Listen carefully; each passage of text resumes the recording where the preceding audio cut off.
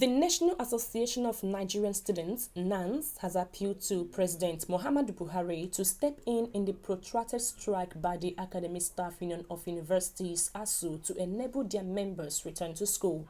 Asuu commenced an industrial action on 14th February with no hope of settlement between the federal government and Asuu in sight. Asuu demands included government implementation of the Memorandum of Action on Funding for Revitalization of Public Universities, which was signed in December 2020. Other demands are aimed academic allowances, renegotiation of the 2009 agreement, and the deployment of the University Transparency and Accountability Solution for staff payments, among others. NAN's new president, Mr. Usman Barambu, described as worrisome the lingering dispute, noting that incessant strikes had affected the academic calendar of public-owned universities. Similarly, NAN's chairman of the Communique Drafting Committee, Mr. Usman Ayuba, urged the president to bring on board capable hands with experience and capacity to stem the tide of insecurity in the country. He also appealed to the government to profile workable solutions to address incessant clashes between farmers and herders across the country.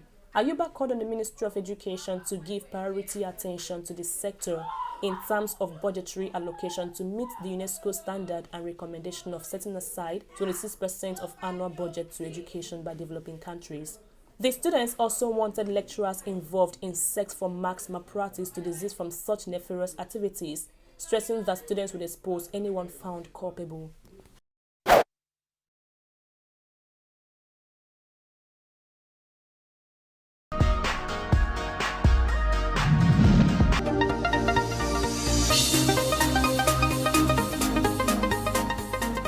The chairman of the Independent National Electoral Commission, INEC, Professor Mahmood Yakubu, has assured that the comprehensive list of registered voters in Nigeria would be published soon. By the timetable and schedule of activities for the 2023 general elections earlier published by INEC, the publication of the official register of voters for the election is due on 12 January 2023.